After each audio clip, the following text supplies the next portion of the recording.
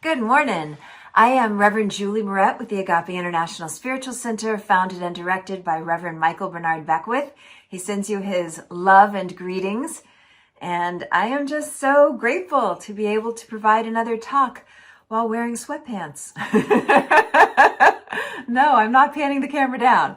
Actually, I'm very grateful to be with y'all. And what's been on my mind a lot lately is a river rafting trip that I took with my son and a bunch of his buddies last August. The day that we set out on our trip, it was a normal day. Everything was cool. Sun was shining, water calm. Great. As soon as we pushed off from shore, the sky all of a sudden got really, really dark. There was this light sprinkle of rain that began. Our guide barked at us, "Get on your protective gear." And we were like, dude, we're outdoorsy. Like, we're wilderness people. I guess technically we're from the wilds of West Los Angeles, but the point is we like nature, and if we get a little wet, so be it. In an instant, wow, like that, everything changed. The sky turned to a nighttime color. It was completely dark. Rain started dumping down on us in sheets. It was cold, not cute, and hard, like being pelted rapid fire with a BB gun. Not that I would know what it feels like to be pelted rapid fire with a BB gun, but you get my point. And that is that moment where I started feeling like the boat felt flimsy to me. We started really rocking and rolling in the current. And that's when fear set in. Like, I'm responsible for all these kids, And here we were suddenly, surprisingly, heading straight into a raging storm. At first, my concerns were very rational, like, okay, so what if the boat capsizes? I got to make sure everybody's got life vests on. But the thing is, fear compounds exponentially. And so before I knew it, those beautiful trees that I had been admiring lining the shore, all of a sudden they became these danger-filled hiding spots for predators. Like moose and bears and rapists. What? What? Now, see, the thing is, we see what we're programmed to see, right? So if I, like many women and young girls, was raised in spoken and unspoken ways to believe that the female energy is vulnerable, at risk, prey even, then that's the lens through which I'm going to see things, especially when I get stressed out. So then the question is, what lenses are you looking through? What programming did you get early on about who you are, about what's possible for you, about who other people or peoples are, other countries, governments, political parties? So there we were, getting sucked further and further down this rapidly rushing river, thunder crashing above, lightning overhead, four-legged and apparently two-legged predators hiding in the bushes, sharks circling round and round our boat. Well, not real sharks. We were in a freshwater river in Wyoming, but fear doesn't care about facts. So in my mind, I'm like, okay, gotta karate chop the sharks as they try to jump in the boat and eat us. I've got my imaginary Wonder Woman wrist cuffs on, blocking the lightning so I can save the kids. Oh my gosh, I started spinning out in a full-on fear frenzy. Why? Because fear doesn't care about facts. It only begets more fear. We should probably do that again. Fear doesn't care about facts. It only operates off of past programming and begets more fear. So there I was, just like trying to hold it all down as we headed straight into the eye of the storm. A storm that, as intense as it was nothing compared to the storm in my mind over these last few years. Anybody relate? At first, things were fine. They were normal. And then, boy, it seemed like the world just changed in an instant. But actually, if we're being honest, there were warning signs. A couple years back, a guy took a knee. I felt compassion. I get it. But not enough. And not enough people got it or got it enough.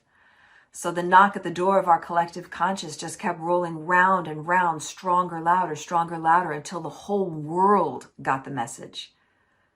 One woman told her story, another said me too. A movement was born. Gender, orientation, identity, preferences, everything is on the table right now. Everyone demanding acknowledgement, acceptance, freedom. The freedom to be who we are so that our inner truth can finally match our outer experiences. Isn't that what we want? And all the while, these last couple years, fires raging across the earth, icebergs melting, water levels rising, on and on and on until the intensity of toxicity from old archaic patterns, behaviors, perceptions, old ways of moving and interrelating with ourselves, with each other, with society, with Mother Earth. It just all reached capacity, didn't it? Full overload. And a biological virus and the politicizing of a virus exploded onto the scene. Now, some of y'all might think, whoa, this is like such a reach here, like one thing has nothing to do with the other. But there is no separation, ever, on any level. Everything impacts everything. Frequency has no borders to it, and everything is frequency. Astrophysicists say if you wave your hand in one place, it has ripple effects that extend out to the farthest star.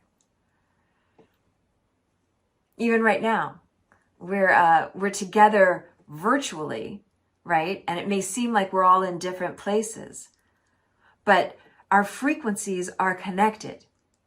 So the frequency of the music that's happening, the frequency of the prayer, the frequency of the engagement on the chat, the love and support, we are experiencing something on a virtual level and having real-time biological, physiological responses on a cellular atomic level. That's deep, and it's true.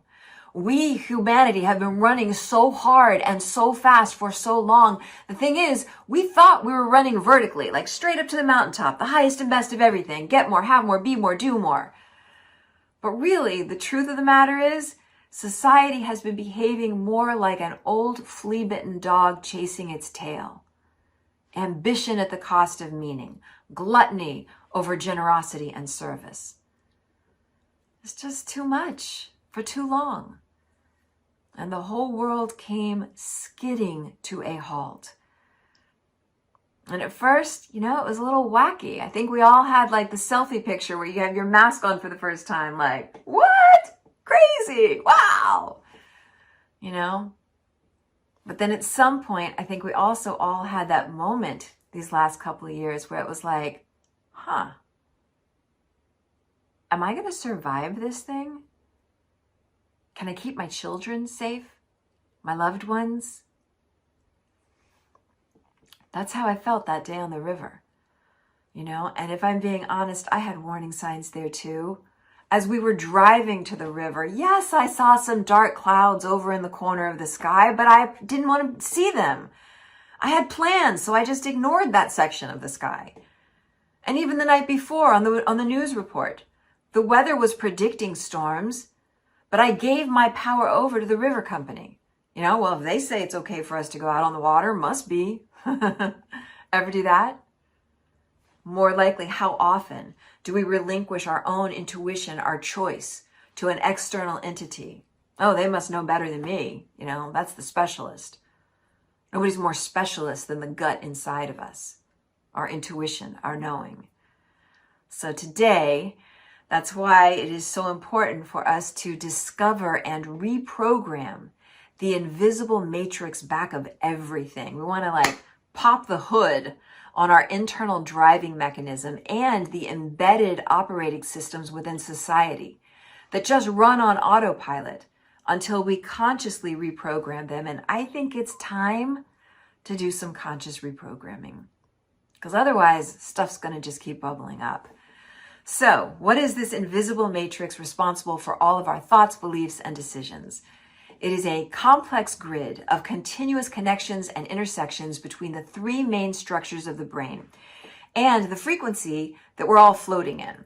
So the three main structures of the brain are the survival brain, the emotional brain, and the executive brain. When they are all well balanced, we enjoy mental, emotional, physical health individually and as a society. You know, when one aspect is off, whether it's the health of Mother Earth, the consciousness of the society, the respect of natural resources, overuse of toxic depleting resources, if any area is off, it creates an imbalance and throws off the equilibrium of all structures. Why? Because everything impacts everything all the time. Which actually could be pretty darn thrilling news depending on what we do with that information.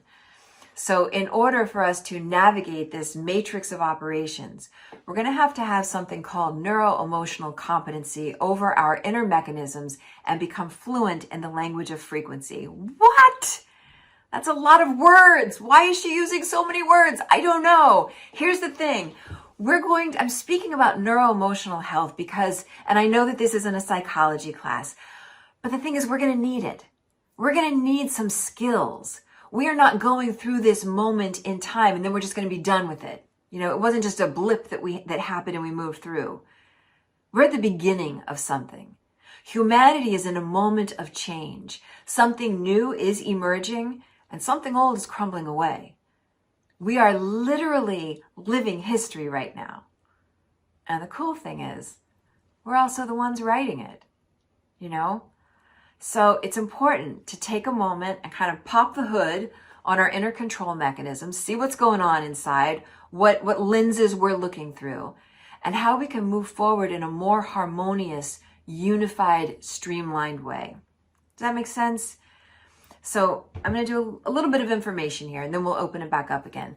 We've got the three modes of the brain. The survival brain, that's what we shift into under stress, anxiety, and fear. The emotional brain, those are the feelings that we have about everything all the time. And the executive brain, that's the sweet spot. That's what you tuned into services for today. You know, that's where we want spiritual epiphanies and awakening and creativity and clarity and all that yummy good stuff. But the only way to get to the yummy good stuff, a real clear thinking brain, I have to have my survival and emotional brains well stabilized in order to jump up into this with any kind of strength. Like we can have spiritual epiphanies, moments of it, but it's got to have a foundation underneath in order to have longevity, right? So I'm going to give a little more information here. The survival brain is the important part of ourself that perceives danger.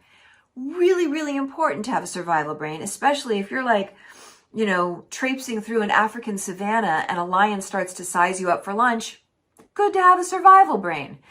Survival brain is not as helpful when a person goes through a negative experience in a romantic relationship and then projects that negative experience on the next partner and the next partner and the next partner. Ever do that? Ever project past pains on present partners? I've actually never done that, so it's a really good thing my husband's not here right now because he might have a different opinion on that statement. But that's why it's important for us to have a really clean, well-stabilized survival brain. The survival brain is a fear-based heat seeker for anything that can go wrong. The problem happens when it functions in a chronic, ongoing mode, which happened for many of us over the last couple of years. What happens is it burns out the adrenal systems. That makes people susceptible for dis-ease.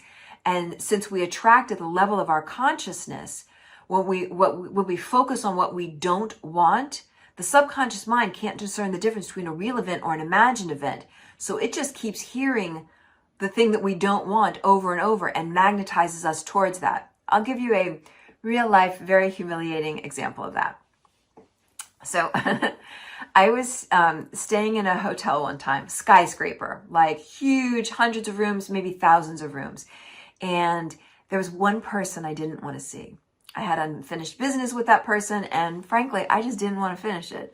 So the whole night before I was supposed to leave, I was in my room and I was like plotting how, okay, I'm going to wake up really early, I'm going to get all my things packed, I'll peek out the door, make sure the hall's empty, race to the elevator, get down, run to the car that'll be waiting for me, and I'll get out of there. Phew. Right? So, but the subconscious mind doesn't do negatives. And I was rehearsing in my mind over and over again what I didn't want to happen.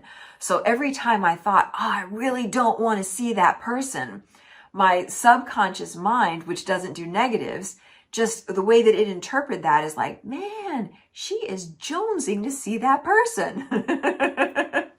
It's like the astrophysicists, that say you wave your hand in one place, it has ripple effects that extend to the farthest star.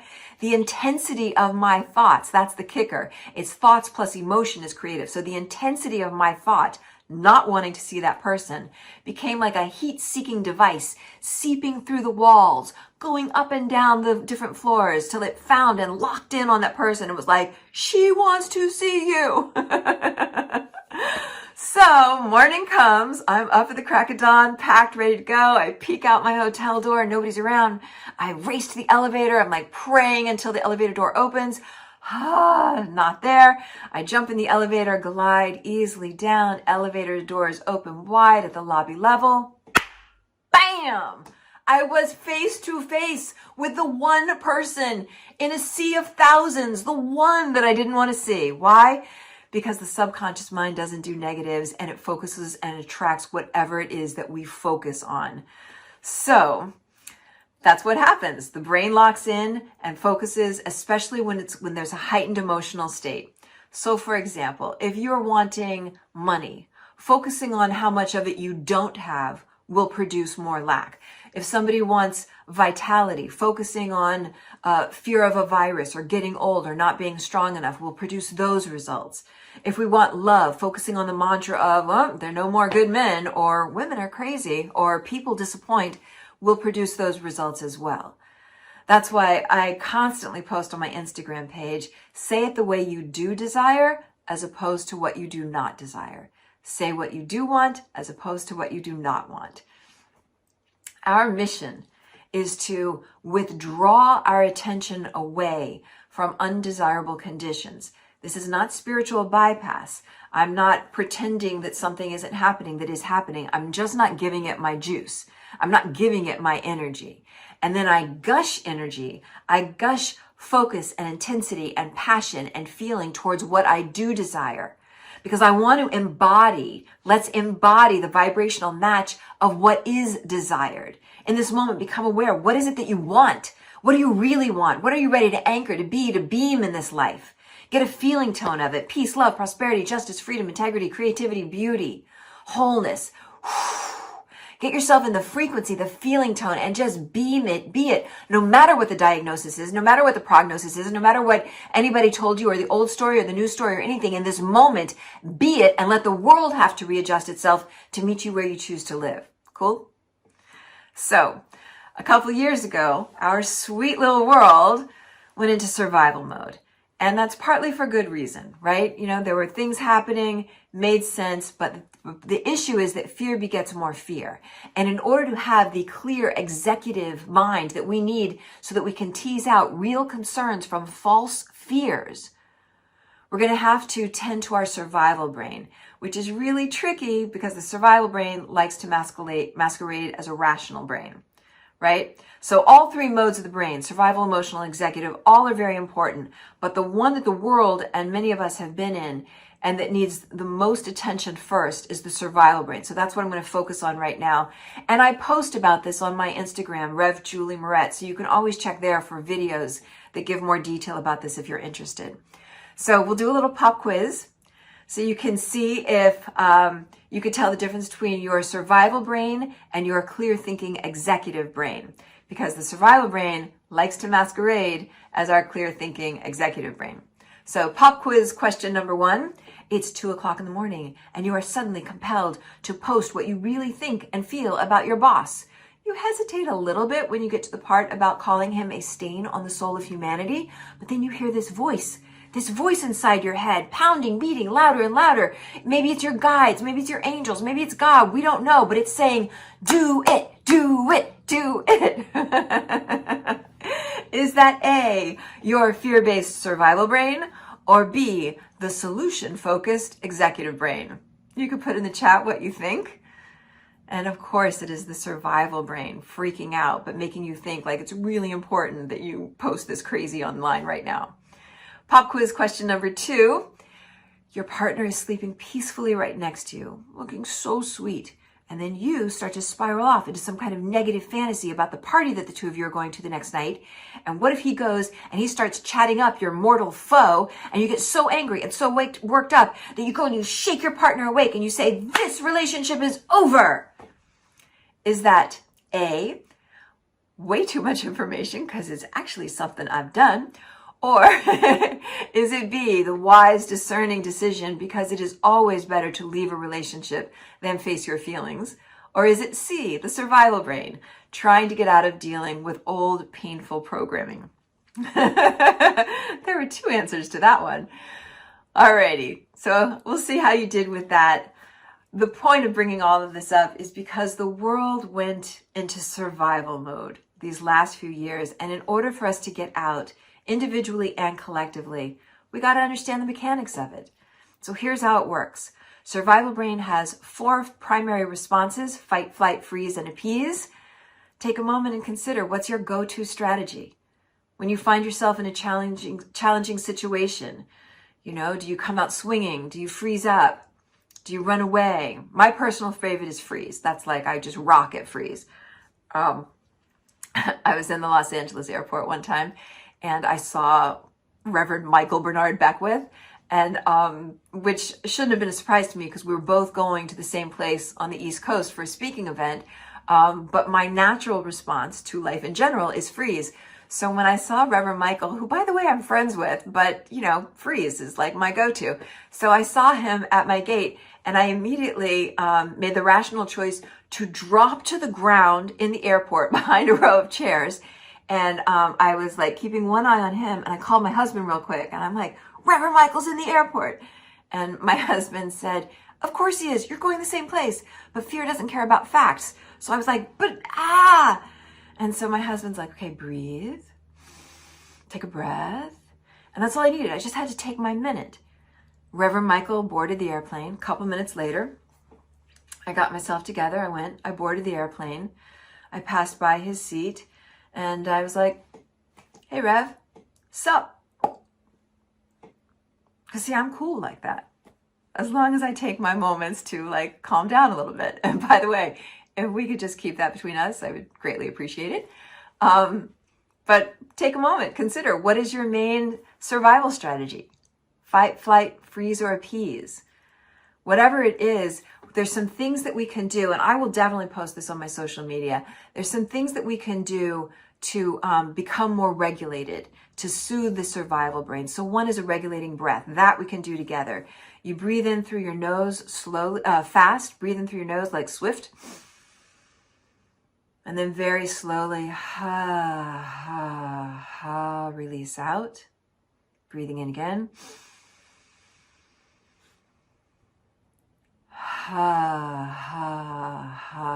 And it just calms everything down. Another regulating practice for the survival brain, you take one hand, roll it down from the top of the shoulder of the other arm all the way down to the palm of the other hand. And you just do it a couple times. And it actually releases oxytocin, which is the happy hormone. These kinds of self-soothing activities help us to regulate our survival brain.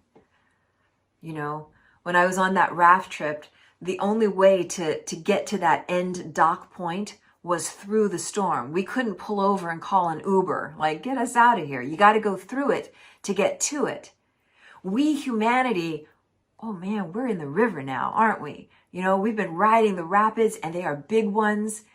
But if I don't attend to the invisible matrix governing every aspect of my life with strong, consistent, emotional and spiritual practices, my inner structure is going to feel flimsy. It's going to feel like I'm getting tossed around on the current of current events. How many people felt that way these last few years? Me for sure. That's why practice is so necessary. And the only way to get to our destination, whatever your destination is, peace, love, joy, wholeness, freedom, the only way to it is through it. What we do now, how we respond in this moment, is what's going to establish our new normal, right? And we've got to learn how to self-soothe during these anxious times so we can feel our feelings and rise into an inspired, clear-thinking, creative, solution-oriented state. That's where we'll get solutions to this moment. On that raft trip, after we finally got safely to shore, we were in the truck, warmed up, everything was cool. I was finally soothed enough, my survival brain was finally soothed enough that I was able to shoot up into my executive brain, and I had this idea like, oh, I took a picture right before we went into the eye of the storm. I want to see it. And if y'all are able to show the picture right now, I'd appreciate it. Otherwise, I will post it on my Instagram at Rev Julie Moret. The sky was black, but there is this portal, like a tube of light that was coming straight down from the heavens, straight to the area of the river that we were going into. It was the rapture, you know, it was a straight portal to heaven. And it was there all along. I couldn't see it when the sun was out. But in the darkness, in the moment of my greatest challenge, there it was. The darkness helped me see the light. Even in the eye of the storm, that's the point. We're never alone. Even in this moment, no matter where you are, what you're going through, we are never alone. We develop these spiritual practices, habits, behaviors to regulate ourselves. So this invisible matrix that's always governing us, we can do so with consciousness, with volition, with choice. And that way we become available to creative answers and inspiration for this now moment. The survival brain thinks in black or white, yes or no, right or wrong. It's just two options. But the matrix of our inspired, creative, available brain state has a rainbow of possibilities. We have all the solutions that we need right now for society and for ourselves. That's what the world needs now. It needs me and you, creative, inspired, collaborative, ready to birth the new up-leveled humanity. The rapture was always there. It's always here. But more than that, it's not just like, oh, look how gorgeous heaven is, or what a pretty picture. It's that heaven is at hand, right now, always. It is in the oceans, it's in the air, it's in the mountains, it's in the deserts, in the forests, it's in our hearts, it's in our loving. It's in the frequency connecting us right in this moment, right here, right now. We are the rapture. We're it.